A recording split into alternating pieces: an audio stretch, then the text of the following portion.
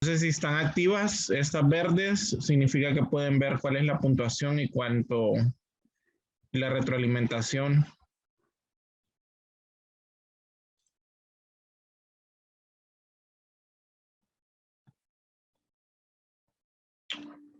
Porque a mí sí me aparecen las notas.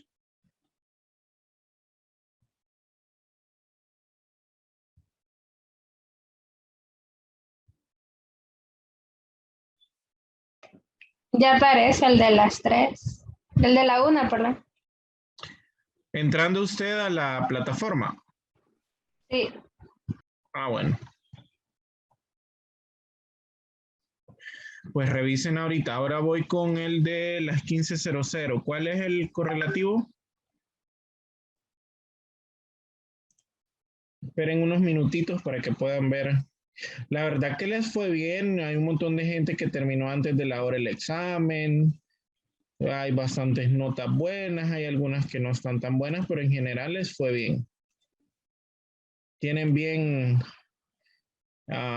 adiestradas esas técnicas de estudio o de saber dónde están las cosas, no sé, pero les fue bien. Que por lo general les va mal en este parcial, pero a mí me alegra que les haya ido bien porque así yo no estoy haciendo exámenes de reposición, porque eso es una pérdida de tiempo.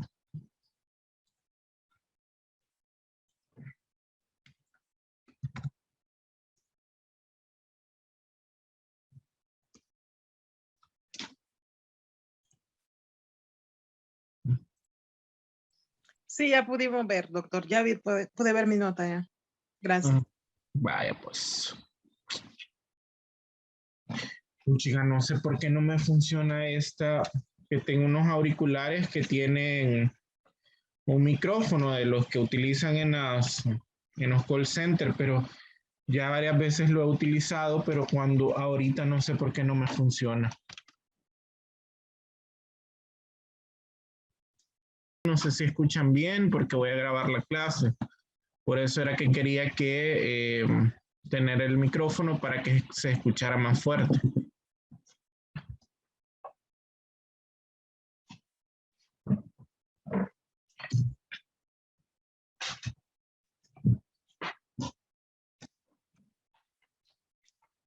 Vamos a ver.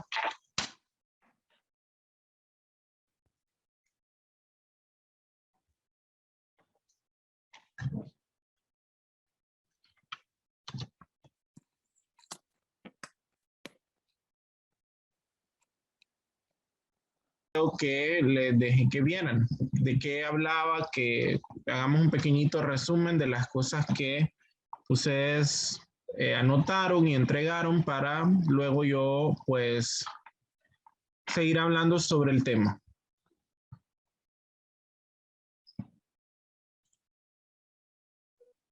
Recording in progress. ¿Alguien que quiera ayudarme? Pues hablaba sobre los hipolipemiantes, que estos, digamos que su principal función es bajar los lípidos y pues prevenir lo que es las cardiovasculares, o sea, la prevención cardiovascular. Y sigo. Sí. Espérame. Entonces decía que estas no solo se utilizan para la concentración de colesterol LDH, sino también para la concentración de HDL, que quiere decir que también para el colesterol bueno y el sano. Algo así era. No. ¿Alguien más que quiera ayudarme? Ah, bueno.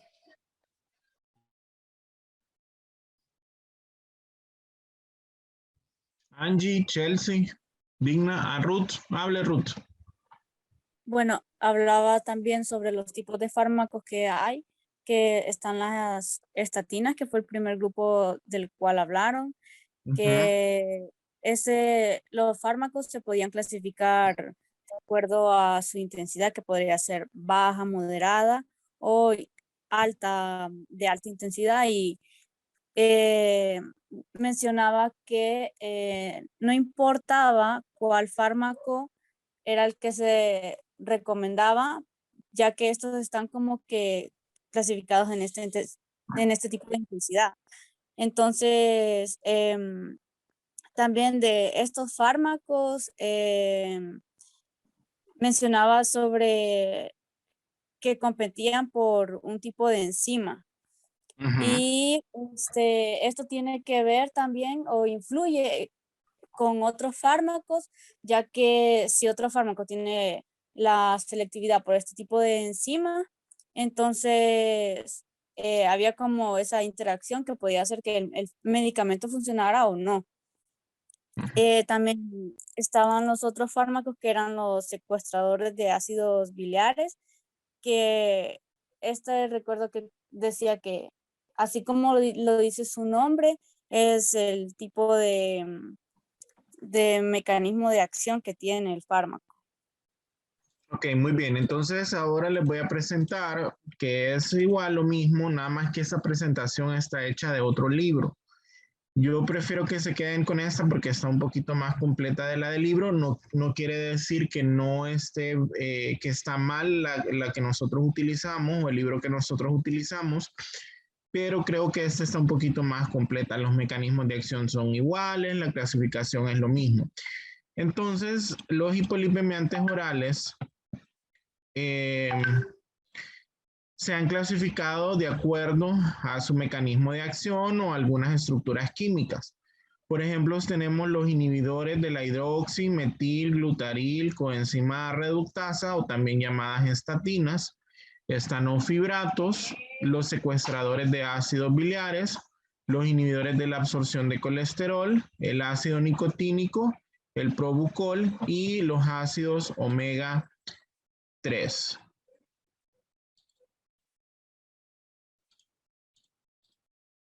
Entonces, si hablamos de las generalidades, casi todo el primer parcial estuvimos hablando acerca de los fármacos que actuaban a nivel del sistema cardiovascular y sobre todo cuando mirábamos angina de pecho, mirábamos infarto agudo de miocardio, algunas características. Entonces, los lípidos también juegan un papel importante en la hemostasia del sistema cardiovascular. Los lípidos plasmáticos se componen principalmente de lipoproteínas y esas lipoproteínas son complejos macromoleculares esféricos de lípidos y proteínas específicas. Estas lipoproteínas se pueden clasificar o se pueden ordenar de acuerdo a la heterogenicidad, o sea, de acuerdo a qué tan precisas son cada una de ellas para hacer una placa ateromatosa. Y recordemos que al haber un ateroma, una enfermedad aterosclerótica, entonces va a disminuir la luz del vaso y por lo tanto eso va a hacer aumento de la presión arterial y todo el relajo que ya nosotros sabemos con esto. Entonces, de orden decreciente de aterogenicidad está la LDL, la VLDL y la HDL. ¿Qué significa LDL? Significa Low Density Lipoprotein, Very Low Density Lipoprotein y High Density Lipoprotein. O sea que las proteínas de baja densidad son aquellas que se van a ir a alojar a los vasos sanguíneos y de esa manera pues van a comenzar a hacer una placa aterosclerótica, a producir signos locales de inflamación.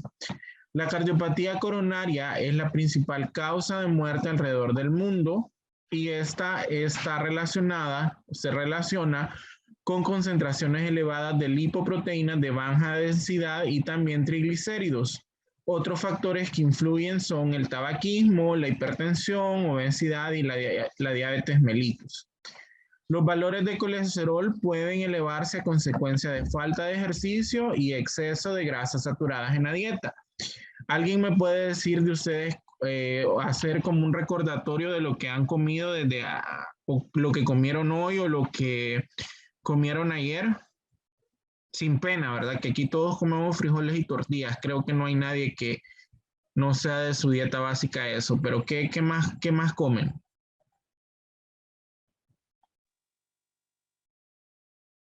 Doctor, yo no es que no coma frijoles, como dice usted, y tortilla. Mi problema es que yo padezco del colon y no puedo comer tortilla. Entonces, pues, no es por nada, pero mi desayuno tiene que ser papaya o banano. Y pues en el almuerzo, pues no como carne, solo pescado y pollo, porque si como carne, pues me pongo peor. Entonces, pues la verdad, y en la cena, sinceramente, no ceno, sino que nomás hago un licuado de papaya con leche deslactosada. Y no es por nada, pero es que para poder yo estar bien, tengo que estar así, porque si abuso y como otras comidas que me hagan daño, entonces se me inflama el intestino. Entonces, esas son mis comidas, doctor. Y es más, hoy al medio de desayuno no desayuné. Y hoy al almuerzo, pues solo me comí una pechuga de pollo y un vaso de jugo de limón. Y ahorita en la cena, pues no pienso cenar, voy a tomarme un vaso de avena nada más. Pero por lo general, Gladys, ¿qué es lo que comemos en la cena? Usted porque tiene su problema de colon, pero por lo general, ¿qué comemos en la cena? Bueno, en la cena, mis hijos comen platanito frito con frijolitos, huevos y aguacate. Fritos, huevos fritos. Sí, y aguacate.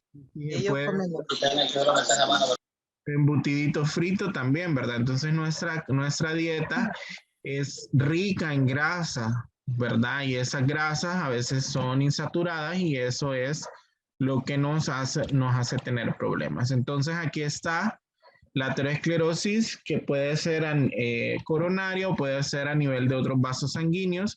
Y eso lo que va haciendo es que se van agregando estas lipoproteínas en la capa adventicia de los vasos sanguíneos o del endotelio, y de esa manera pues van estrechando la luz hasta que pueden provocar un trombo o se puede romper esa placa ateromatosa y provocar problemas y provocarnos pues disminución del riego sanguíneo. Hablemos un poquito del tratamiento dietético. Siempre, siempre y para siempre, y esto ustedes lo deben de recordar, aunque sea una clase de farmacología, pero deben de recordar que nosotros no solamente debemos de prescribir un fármaco, no solamente al paciente se le prescribe un fármaco, sino que hay que tratar de cambiar la conducta de este paciente. ¿En qué sentido? Pues en el sentido que debe de dejar el sedentarismo, debe cambiar los hábitos alimenticios, debe de disminuir la parte energética, ¿verdad? Pues si antes se comía 5 tortillas, ahora pues que solo se coma 2. Entonces es muy importante porque no el fármaco, si bien es cierto, sí actúa, sí tiene su mecanismo de acción, pero solamente es un coayudante en el tratamiento de las enfermedades. Las enfermedades ya se ha visto que al cambiar la dieta, al cambiar algunos otros factores que es de riesgo modificables, vamos a tener éxito por ejemplo, en la hipertensión arterial o en el manejo de las dislipidemias. Entonces, los estudios epidemiológicos han demostrado que existe una relación en el consumo de grasas saturadas y el aumento de los niveles plasmáticos de LDL. Por lo tanto, el primer paso en el tratamiento de las dislipidemias es reducir la ingesta de grasas saturadas y el aumento del gasto energético con el ejercicio físico. El aporte exógeno de colesterol no debe de superar 300 miligramos al día. ¿Cuánto será 300 miligramos al día? En cucharadas, o sea que es mínimo lo que se debe de consumir. Y por ejemplo, si freímos plátano, hay una regla en dietética que dice que la cantidad de grasa o de aceite que estos absorben es la misma de su peso. O sea que si freímos un plátano, estamos consumiendo la misma cantidad de fibra que va en el plátano, así la misma cantidad de grasa. Entonces es bastante importante. Y las grasas totales deben ser inferiores al 30% de las calorías totales diarias, y de estas el 10% debe de ser grasa saturada o de origen animal. O sea, tiene que ser más grasa de origen vegetal que de origen animal.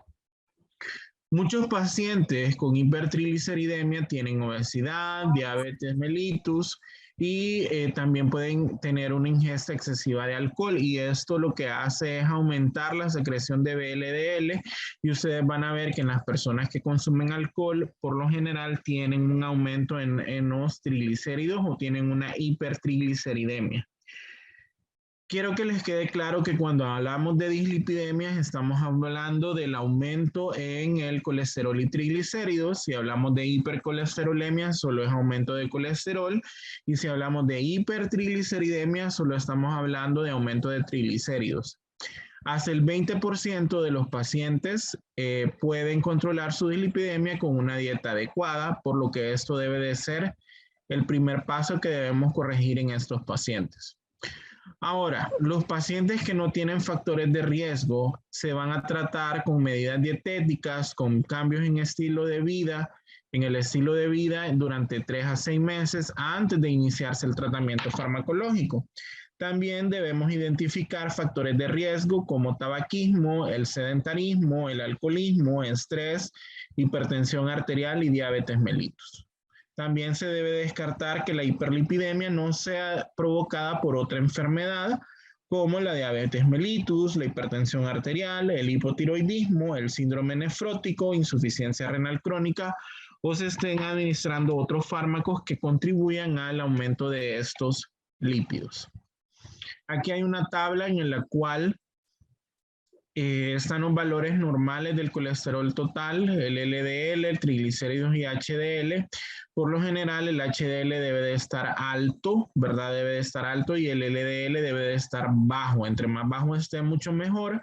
Y si yo encuentro pacientes que tienen problemas, tienen LDLs elevados, pues yo me estoy imaginando que estos pacientes lo que tienen es que están haciendo placas ateromatosas o se están haciendo enfermedad aterosclerótica. Entonces el colesterol total deseable está menor de 200 miligramos sobre decilitros, el valor límite alto está entre 200 a 239, alto está en 240. El LDL óptimo en pacientes de muy alto riesgo, menor de 70, óptimo menor de 100, el valor límite alto de 130 a 159, alto de 160 a 189, muy alto, más arriba de 190.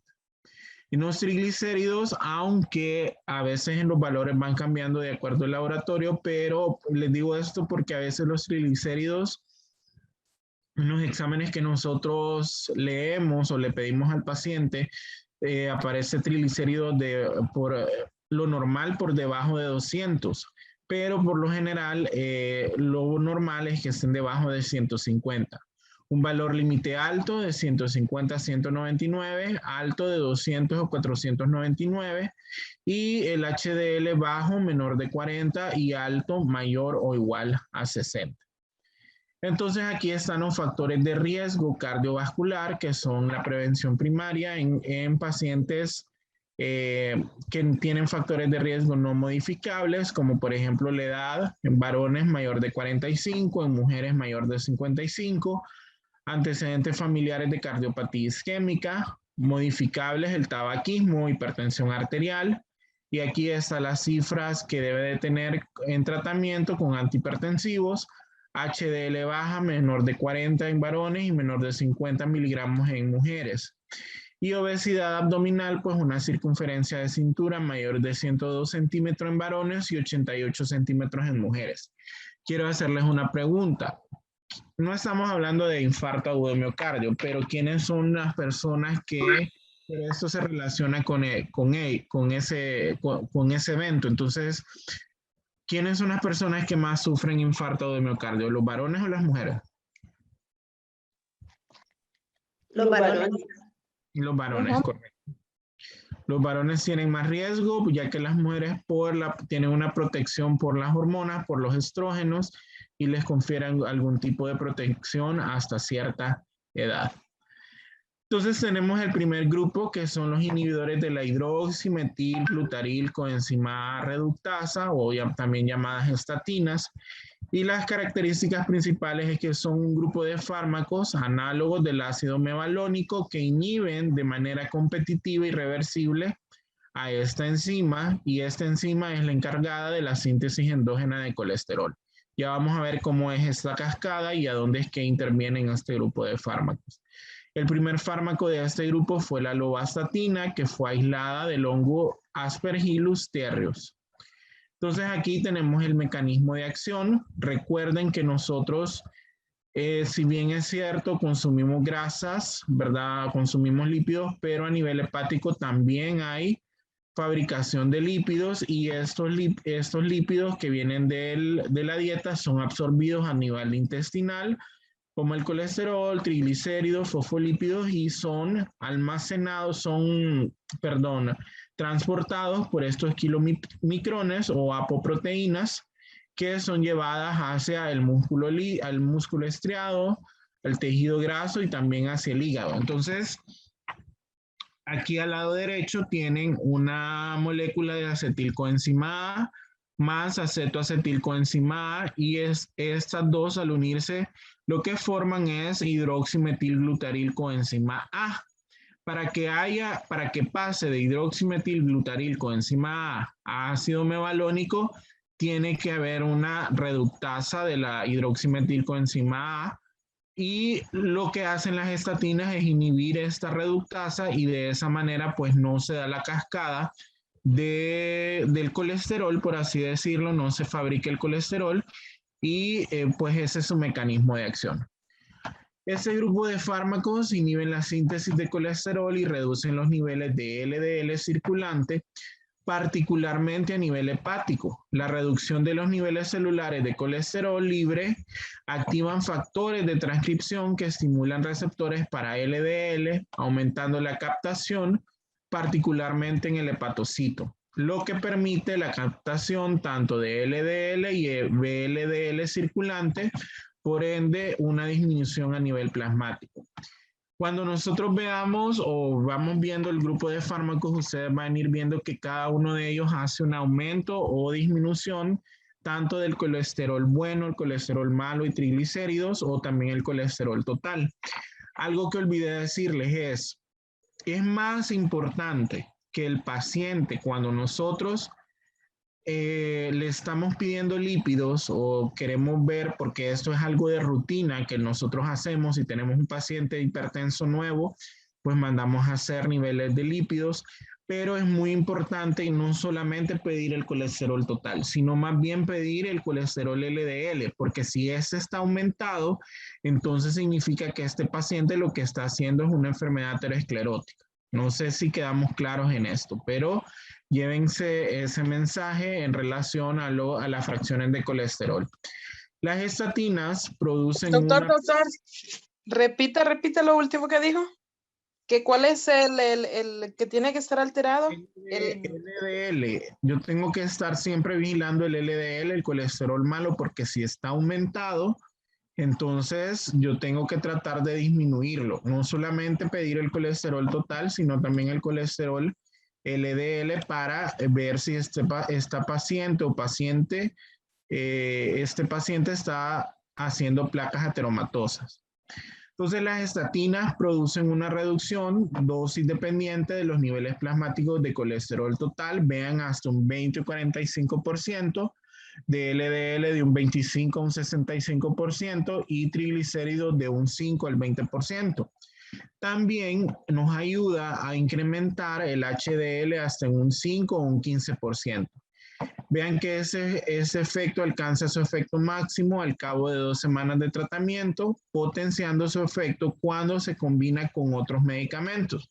Así como mirábamos que los YECAS y los ARA2 eran los fármacos que más se combinaban con los otros medicamentos, por lo general las estatinas se combinan con otros medicamentos, pero siempre hay que tener en cuenta de que por los efectos adversos que ellos tienen, debe de cuidarse muy bien a dosis, porque puede causar muchos efectos adversos, y de esa manera pues el paciente dejar el tratamiento o pues ocasionarle un daño al paciente también. De las acciones pleiotrópicas de las estatinas, o sea que las estatinas no solamente me ayudan a la reducción de colesterol y triglicéridos, sino que también tienen acciones pleiotrópicas. ¿Qué significa pleiotrópico? Que tienen sus acciones a nivel del endotelio. Estas acciones son independientes de los cambios producidos en los niveles plasmáticos de colesterol y estas se atribuyen con la producción de isoprenoides que son potentes antiinflamatorios. Entonces, una de sus principales acciones es reversión de la función endotelial. La hipercolesterolemia produce una disfunción endotelial y disminución de la relajación arteriolar inducida por la liberación de óxido nítrico. Por lo tanto, las estatinas permiten la liberación adecuada de óxido nítrico, que es un vasodilatador, y evitan la formación de radicales libres como LDL oxidasa y NADPH oxidasa. O sea que el aumento de colesterol produce una disfunción endotelial, el endotelio comienza a producir factores inflamatorios y este se va volviendo más rígido porque no hay liberación de óxido nítrico. Y sabemos que al estar rígido, el endotelio al estar rígido, entonces la presión arterial tiende a aumentar, por eso es bien importante. También efectos antioxidantes, las estatinas y sus metabolitos tienen una potente acción antioxidante previniendo la generación de radicales libres en el interior de las lipoproteínas. También tiene efectos sobre los componentes de la placa de ateroma y las estatinas disminuyen las moléculas de adhesión al endotelio. Una vez que se daña el endotelio, ¿verdad? Y comienza a haber factores proinflamatorios, muchas células se llegan a acumular como macrófagos, monocitos, hay liberación de metaloproteinasas que lo que hacen es dañar todo el epitelio. Entonces lo que hacen las estatinas es disminuir todas estas moléculas de adhesión y también tiene un efecto en la estabilización de la placa de ateroma y previene la ruptura. Recuerden que cuando esta se rompe muchas veces puede ocasionar un infarto agudo del miocardio. Efectos sobre el proceso inflamatorio, inhiben el proceso inflamatorio en la placa de ateroma y lo que hacen es reducir significativamente la infiltración por macrófagos, la acción de citocinas proinflamatorias y reducen los niveles plasmáticos de marcadores inflamatorios. También inhiben la activación de linfocitos T. Estos también retrasan la hipertrofia e hiperplasia vascular, que lo que van a hacer es, lo que va a hacer es una disminución en la luz del vaso sanguíneo. También acciones antitrombóticas, tiene propiedades antitrombóticas ya que inhibe la agregación plaquetaria y también la agregación en la producción de adenosinfosfato, colágeno y potencial las acciones antiagregantes del óxido nítrico. También tiene acciones protectores cardiovasculares, disminuye la presión arterial por lo que les contaba que sucedía en el endotelio. Y también porque evita que se active el sistema renina-angiotensina-aldosterona y evita la hipertrofia e hiperplasia. Y ya vimos que el sistema renina-angiotensina-aldosterona se traducía todo eso con un aumento de la presión arterial que no es benéfica. Entonces aquí tenemos las estatinas, la atorvastatina, la fluvastatina, la lovastatina, la pravastatina y la simvastatina. Casi todas ellas se administran una vez al día. Aquí falta la rosuvastatina, no sé por qué en el libro no está, pero ustedes hablaban acerca de algunos medicamentos que eran más potentes que otros. Entonces no sé si alguien me puede ayudar a decirme cuáles son los que son de potencia alta, moderada o baja, o qué fue lo que ustedes vieron en el video.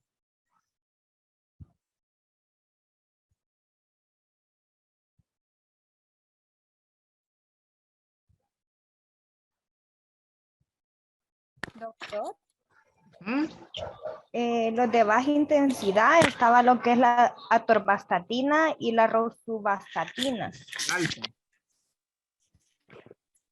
Estos son de alta potencia, de alta intensidad. Pero en la de moderada intensidad está la atorvastatina y la rosuvastatina. Y de baja intensidad la simvastatina y la vastatina. Ah, ok, muy bien.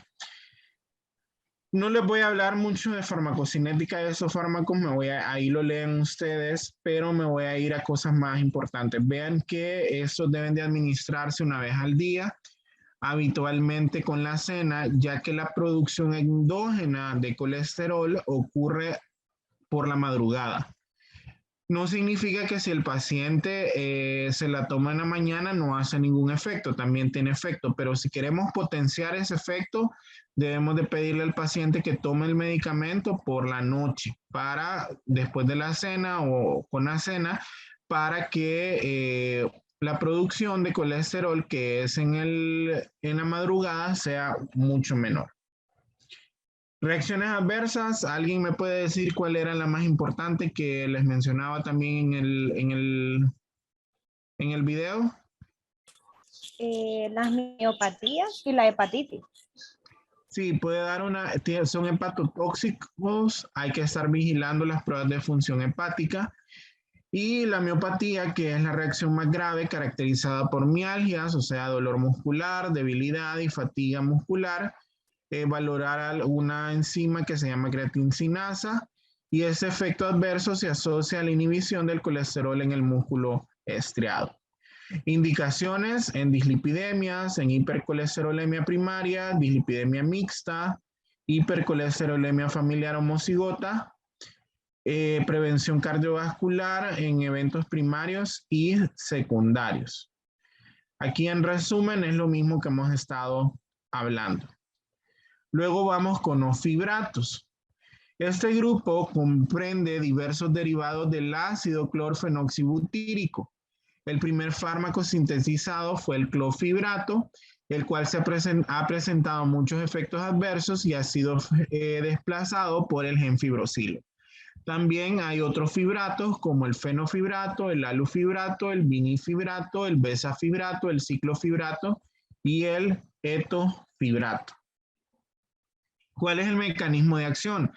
Eso lo hace a nivel celular, nuclear, o dentro de la célula. Son agonistas selectivos de receptores nucleares activados por proliferadores de peroxisomas, o también llamados receptores de PPARF, y la unión aumenta la actividad de las enzimas implicadas en la beta-oxidación. Cuando nosotros decimos beta-oxidación, ¿a qué nos referimos? Porque eso es lo que hacen ellos, una beta-oxidación mitocondrial de ácidos grasos en el hígado. Eso lo vieron en bioquímica o en fisiología 1.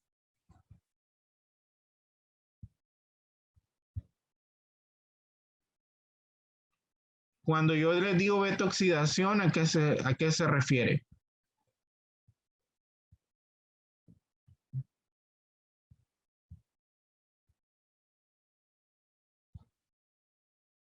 Que es un proceso, doctor, de los ácidos grasos. Sí, pero ¿qué sucede con los ácidos grasos ahí en la beta-oxidación?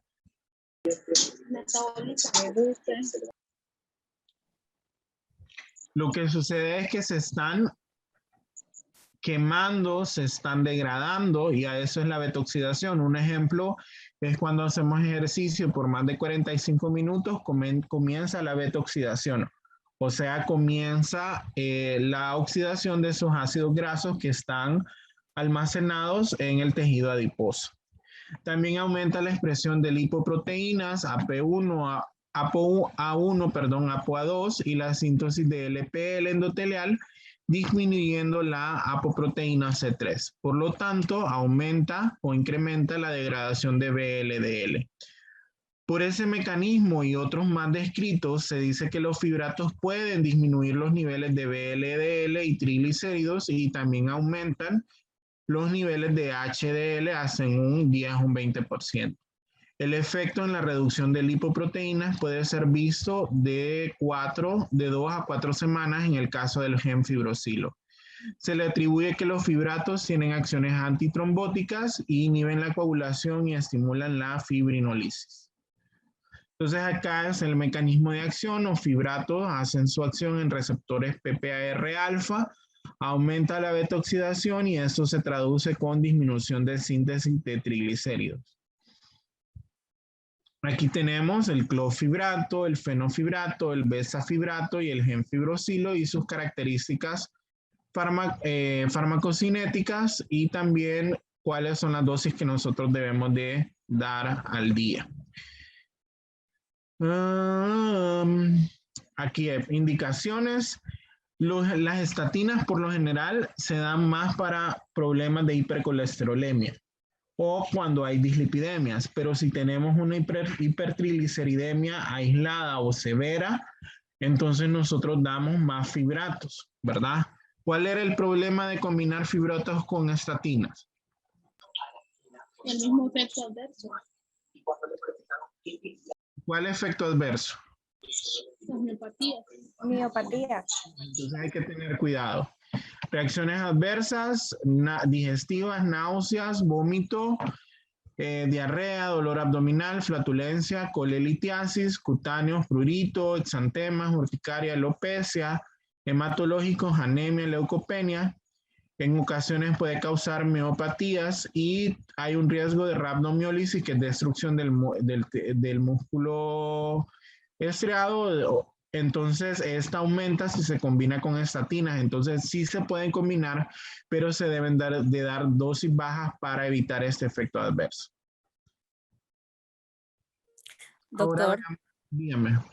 una pregunta. Es que en el video decía que el fenofibrato era el único que se podía combinar con estatinas. Si que allí decía que era el único que se podía combinar con las estatinas, entonces siempre ocurrirían estos efectos adversos.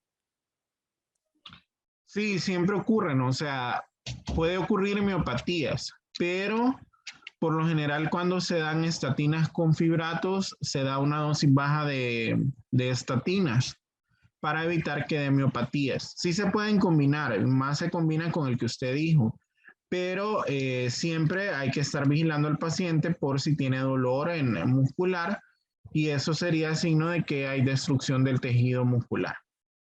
O sea, sí se puede combinar, pero hay que disminuir la dosis para evitar que hayan menos efectos adversos. Ok, gracias.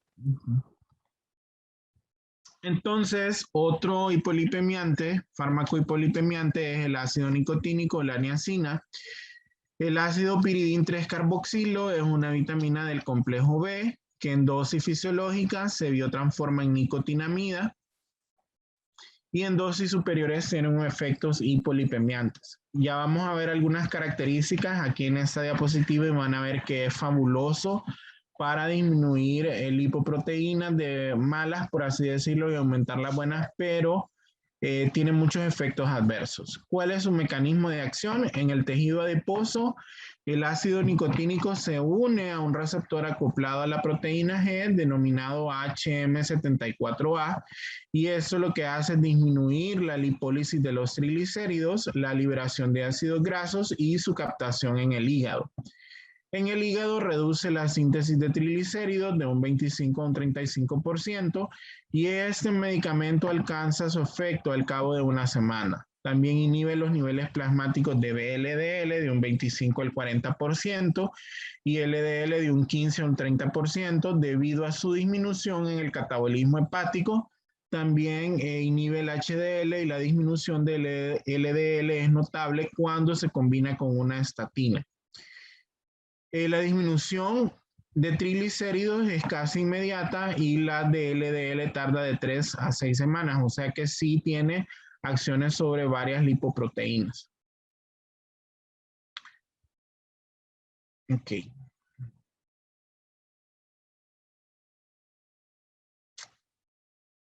Esa es una desventaja. Si hablamos un poquito de la farmacocinética, su corta semivida es de 1 hora que obliga a dar dosis 2 a 3 veces al día.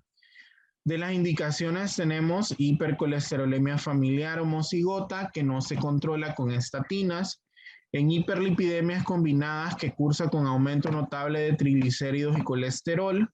Es el fármaco más eficaz para aumentar los niveles de HDL, pero tiene muchos efectos adversos, ya los vamos a ver.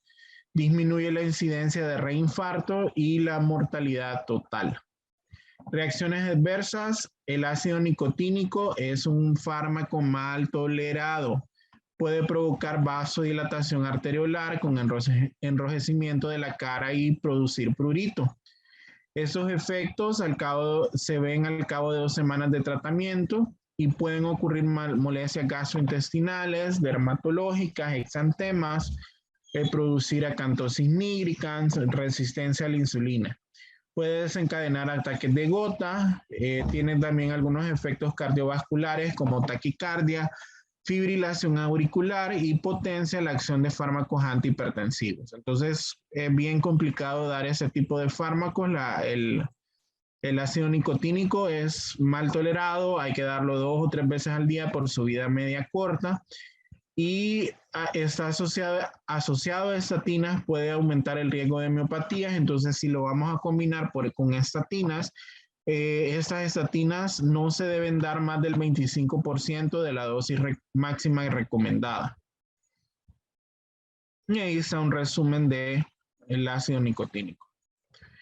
Luego vamos con inhibidores de la absorción de colesterol o secuestradores de ácidos biliares. Dentro de ellos tenemos la colestiramina, el colestipol y el filicol. También es el colesebalam, que son resinas de catiónicas insolubles. La colestiramina y el colestipol se dispensan como un polvo higroscópico que va a suspenderse en agua para producir una pasta blanda de consistencia arenosa, y el filicol viene en una cápsula dura que se absorbe en agua y forma un material gelatinoso.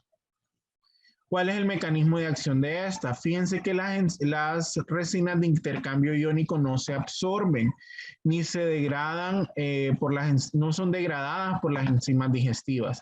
Estas están cargadas positivamente, mientras que los ácidos biliares están cargados negativamente. Entonces, positivo más negativo se van a unir y van a formar un complejo resina-ácido biliar que no se absorbe a nivel intestinal y por lo tanto inhibe la circulación enterohepática de los ácidos biliares y la absorción digestiva de colesterol, cuya eliminación por vía fecal aumenta hasta 15 veces. Estas resinas pueden reducir los niveles plasmáticos de LDL de un 20 a un 40%, efecto que se alcanza al cabo de 2 semanas. Sin embargo, aumenta poco el HDL del 3 al 5% y puede aumentar la síntesis de triglicéridos. Aquí tenemos esta ruta o esta vía en un paciente hiperlipidémico no tratado. Hay colesterol que sale a nivel de las sales biliares. Estos ácidos y sales biliares son reabsorbidos casi un 80% y pasan de nuevo al metabolismo hepático. Entonces, lo que hacen esas resinas es evitar de que estos ácidos y sales biliares sean reabsorbidas de nuevo y entren al ciclo del colesterol, y lo que hacen es pues ser excretadas por las heces cuando se combinan con los ácidos biliares. Indicaciones se dan en dislipidemias que no se controlan con estatinas o estén contraindicadas. Reducción del LDL hasta un 50-70% cuando se combina con estatinas o ácido nicotínico. Prurito secundario, obstrucción parcial de la vía biliar. Diarrea crónica por ácidos biliares secundarios a una neuropatía diabética.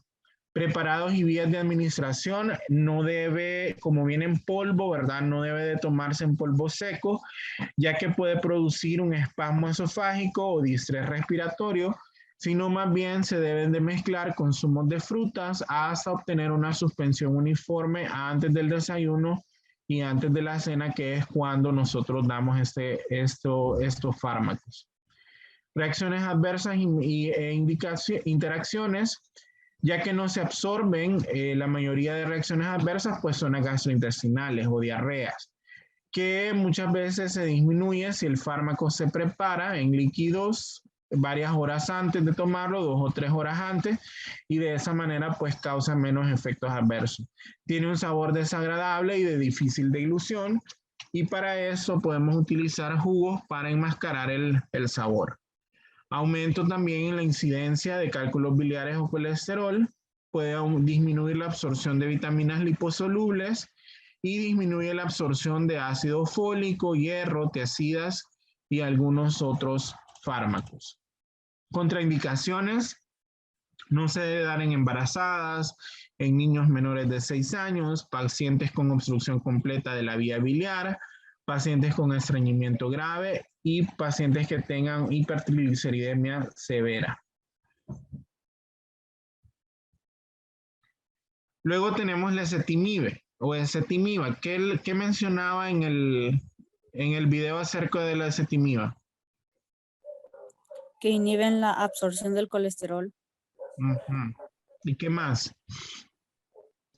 Por medio de los enterocitos del intestino delgado y la proteína de transporte, y que disminuyen un 20% las cifras de LDL, y que también se usa como complemento de las estatinas en un 70%. Se combina bastante con estatinas para mejorar pues, los niveles de estos lípidos. Bueno, el mecanismo de acción, vean que actúa a nivel intestinal sobre la proteína NPC1L1 y otras proteínas que están localizadas en las membranas del borde en cepillo de los enterocitos del YEI1. Por lo tanto, inhibe la absorción intestinal de colesterol de origen exógeno y endógeno y de algunos estanoles sin afectar la absorción de vitaminas liposolubles. De sus acciones, tenemos que reduce los niveles plasmáticos de LDL hasta un 15-20% y aumenta la expresión de la hidroximetilglutaril coenzima reductasa, y por esta acción se asocia con dosis bajas de estatinas y produce una reducción del LDL de un 50%, similar a la que se consigue con dosis altas de estatinas. Entonces aquí tenemos, es muy parecido al diagrama que vimos con las resinas de intercambio iónico, pero el ezetimiba lo que hace es disminuir la absorción de colesterol, tanto de la dieta como la que viene de manera endógena. Las asociaciones de ezetimiba con estatina permiten la reducción considerable de efectos adversos como la homeopatía presente con el uso de estatinas. Entonces se suele combinar y se suele dar dosis bajas para evitar que hayan esos efectos adversos. La ezetimiba aumenta ligeramente el HDL en un 4 al 8% y disminuye los triglicéridos en un 10%. Indicaciones: en pacientes con hipercolesterolemia familiar que no se controlan solamente con estatinas o tengan monoterapias. También reducen los niveles de LDL en pacientes con hipercolesterolemia familiar homocigota que no han tenido resultado efectivo con estatina. Es el fármaco de elección en pacientes que tienen citoesterolemia, o sea, un trastorno metabólico que lo que hace es acumulación de lípidos en diferentes partes del organismo. Esto, cuando ustedes vean a pacientes que tengan síntomas periorbitarios o alrededor de los ojos o peripalpebrales, piensen que tienen un déficit en el metabolismo de los lípidos. Farmacocinética. Aquí, que se absorbe rápidamente por vía oral, y recuerden que es a nivel del intestino que hace su mecanismo de acción. De nuevo aquí hay una combinación de estatinas con ezetimiba, lo hacen en diferentes niveles y eso hace que hay un mayor éxito en el tratamiento de las hipercolesterolemias. Uno lo hace a nivel intestinal impidiendo la absorción de esos kilomicrones y otro lo hace a nivel del metabolismo del colesterol a nivel hepático. Luego tenemos esteroles y estanoles vegetales. ¿Quién me ayuda a leer?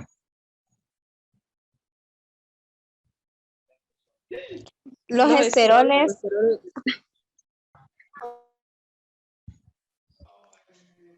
Los Los esteroles esteroles de las plantas son químicamente similares al colesterol, aunque pueden diferir en sus cadenas laterales. Muchos se han incorporado en diversos productos alimenticios, margarinas y yogur.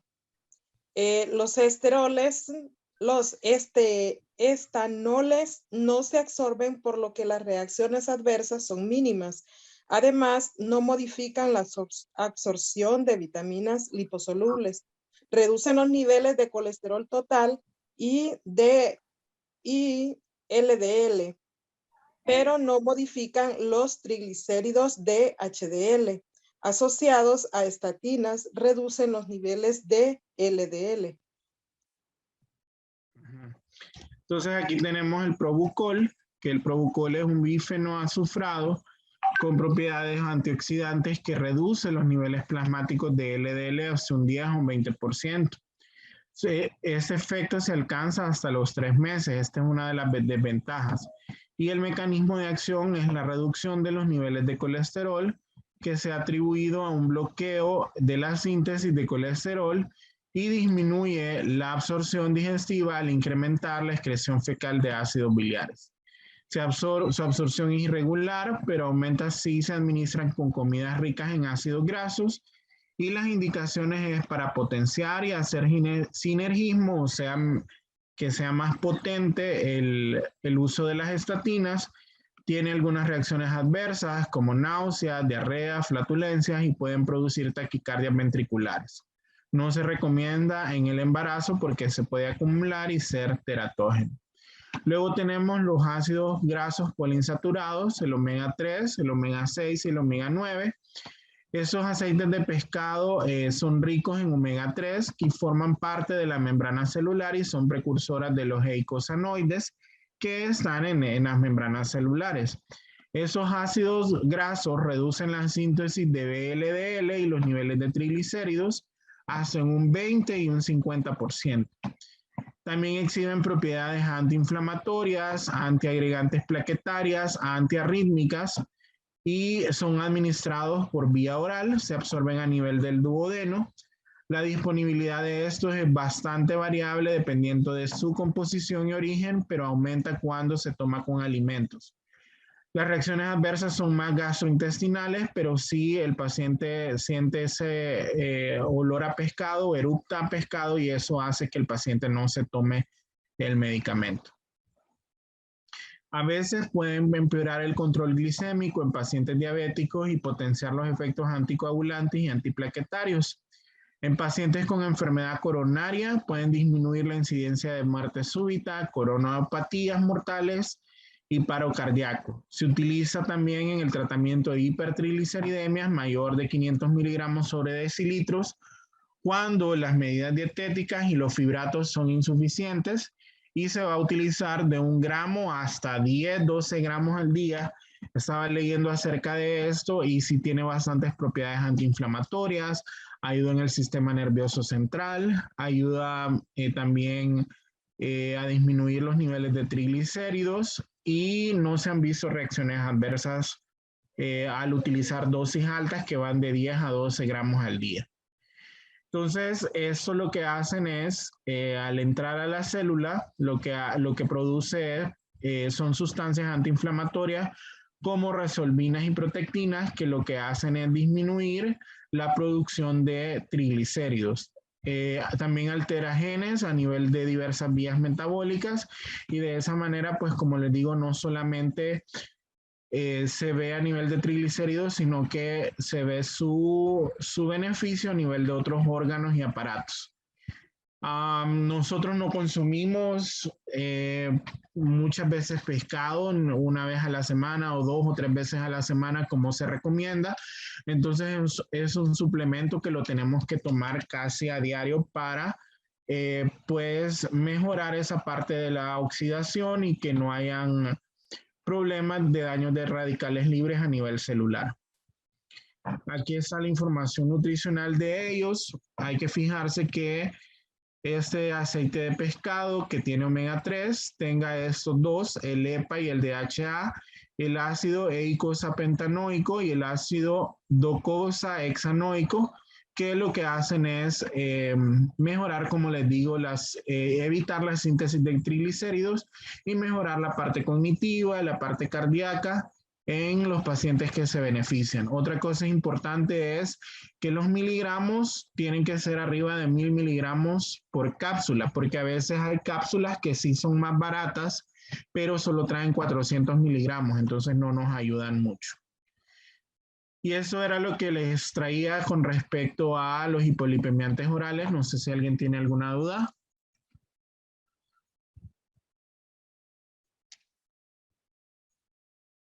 Solo una pregunta, doctor. Esas presentaciones nos las va a compartir.